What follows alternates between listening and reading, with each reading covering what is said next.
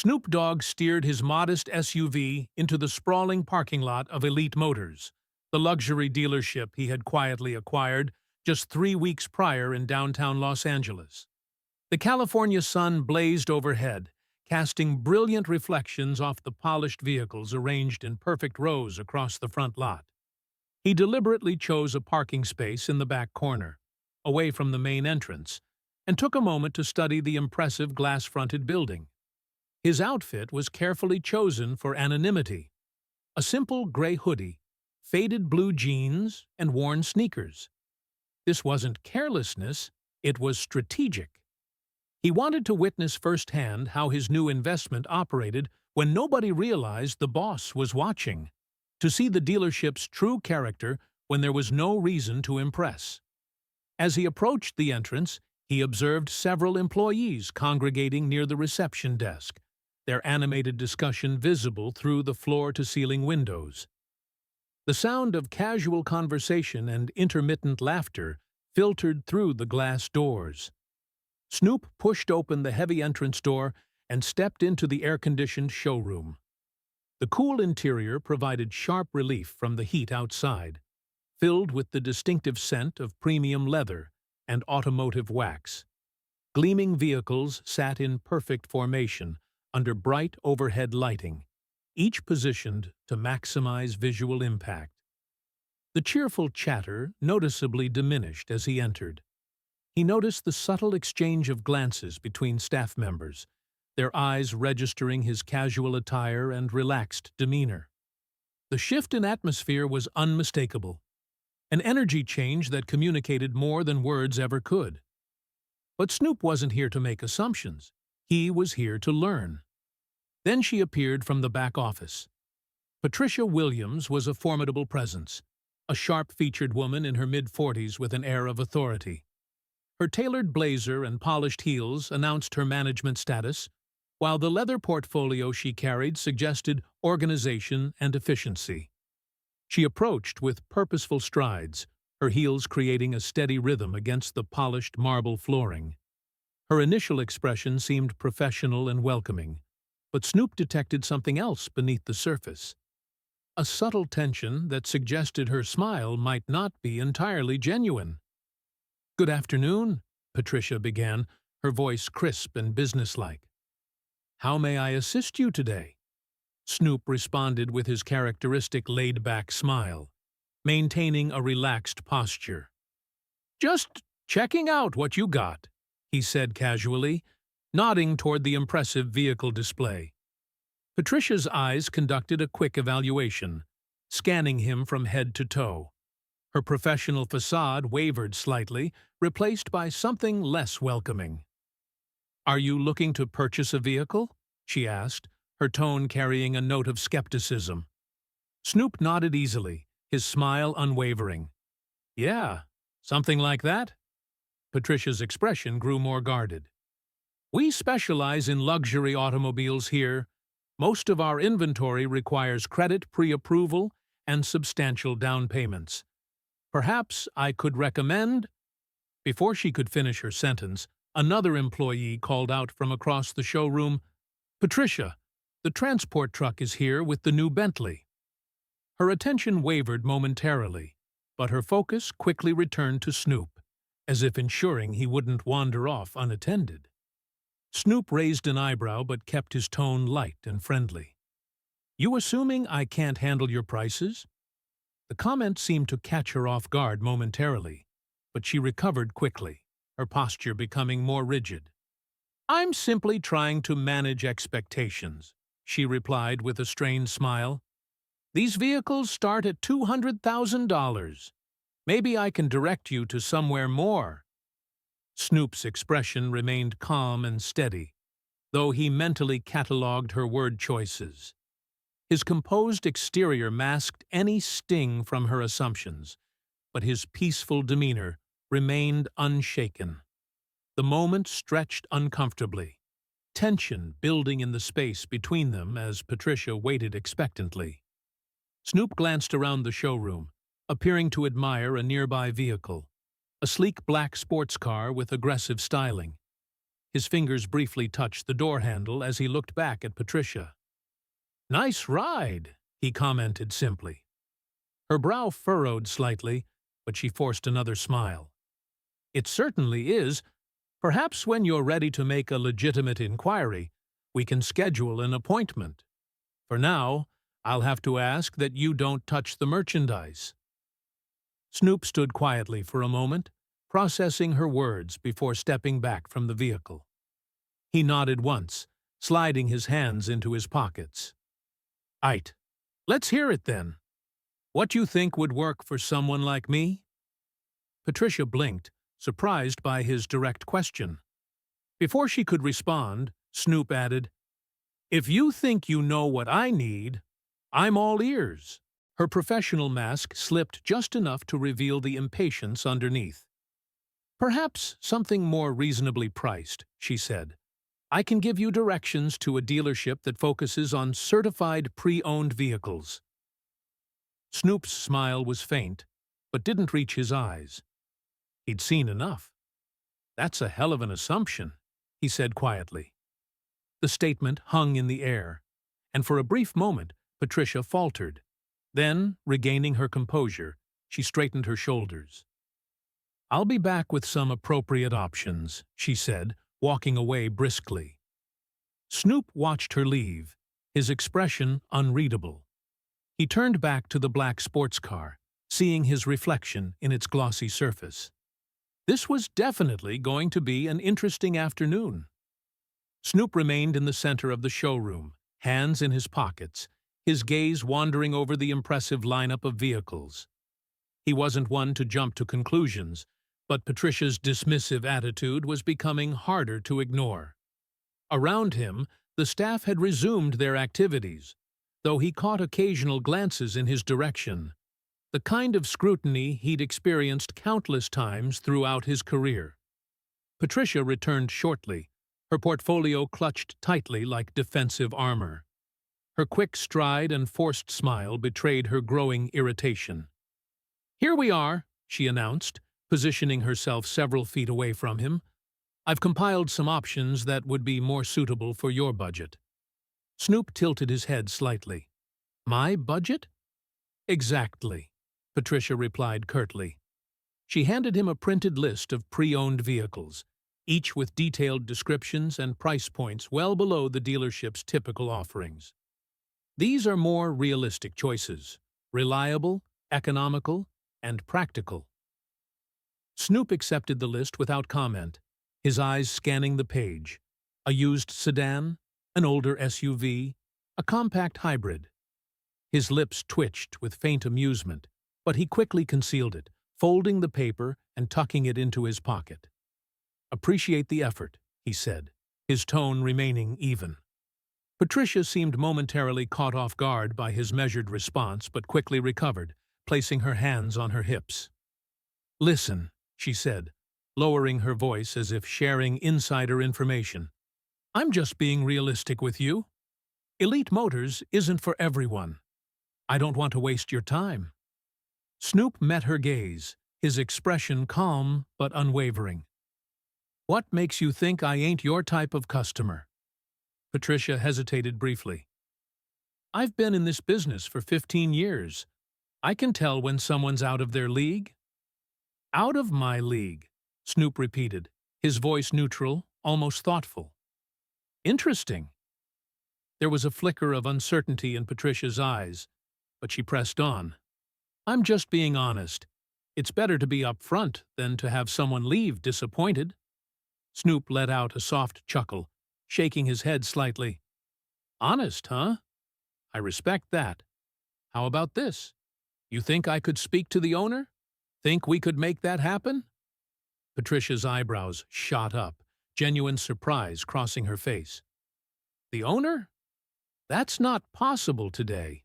The owner doesn't just drop by for casual visits. They're an extremely busy person." "I'm sure they are," Snoop nodded. "But maybe you could give them a call. Let them know I'm here. I think they'd want to meet me."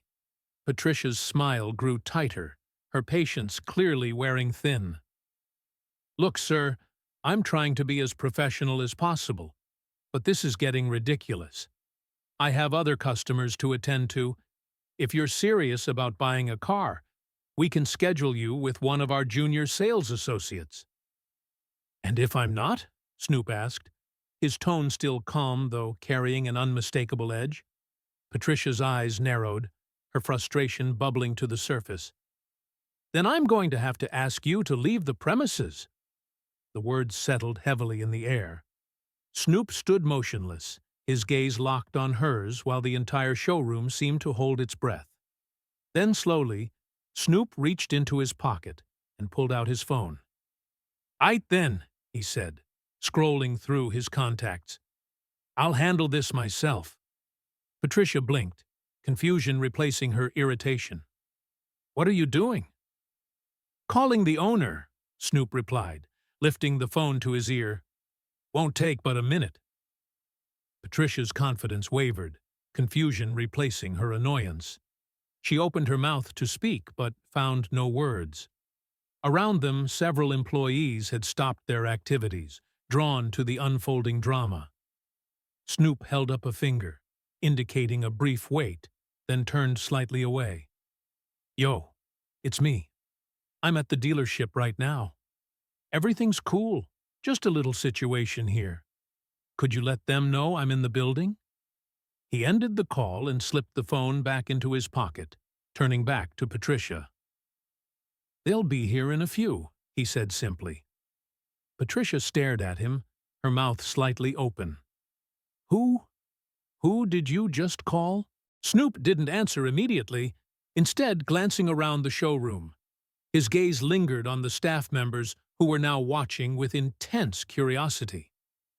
"Guess we about to find out," he said, his tone almost playful. The tension in the room was thick and pressing down on everyone present. Patricia shifted uncomfortably, her professional composure beginning to crack. Minutes passed, but the showroom felt frozen in anticipation.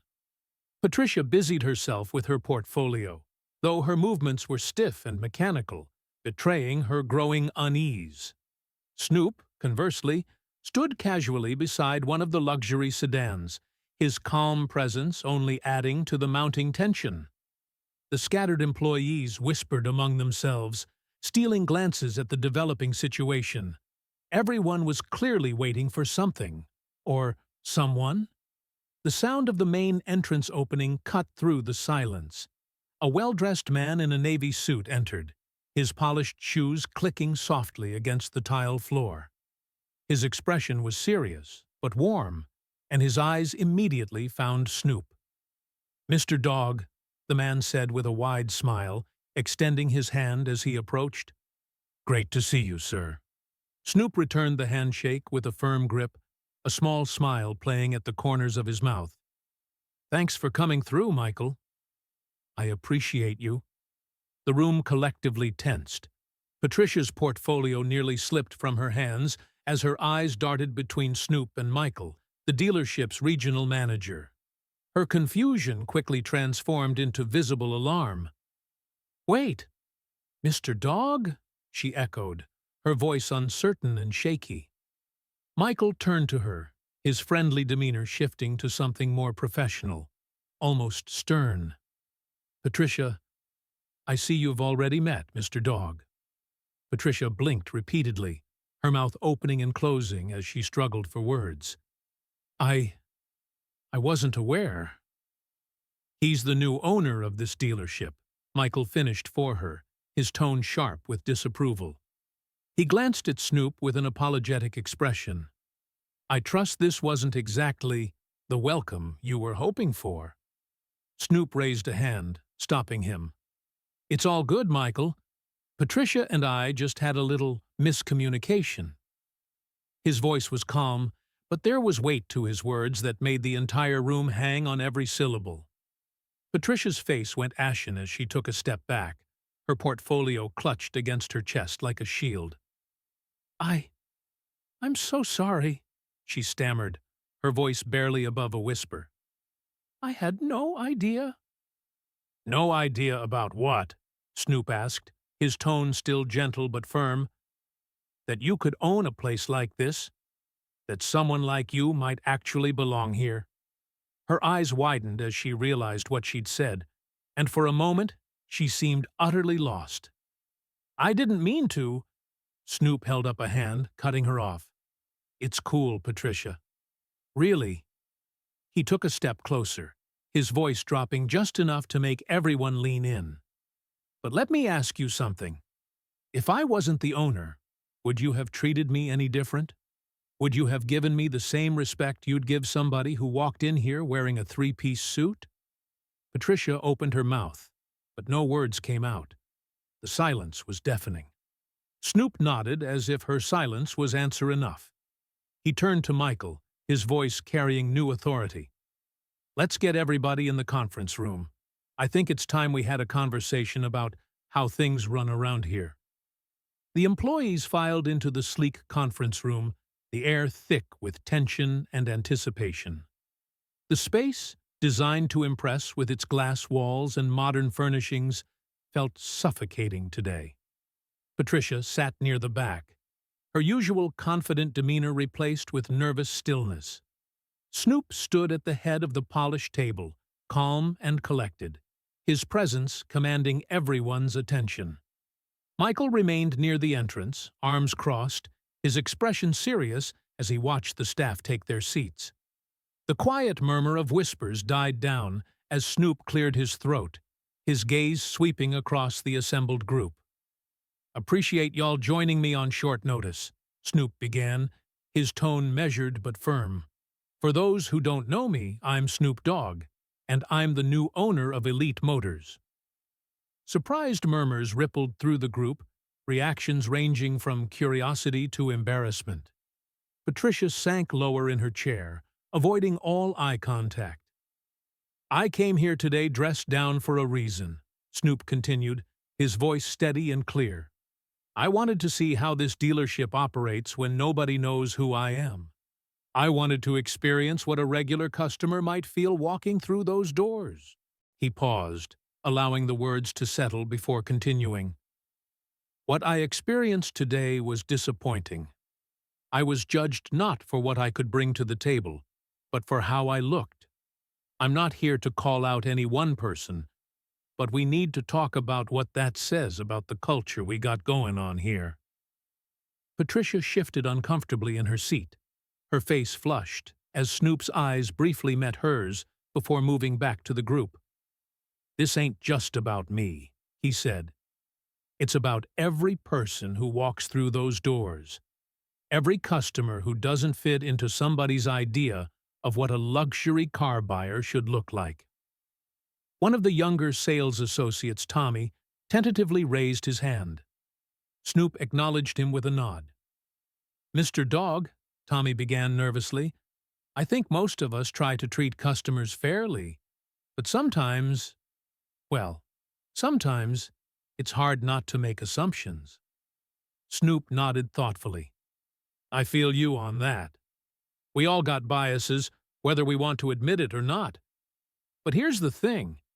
It ain't enough to just try to be fair. We gotta actively fight against those biases.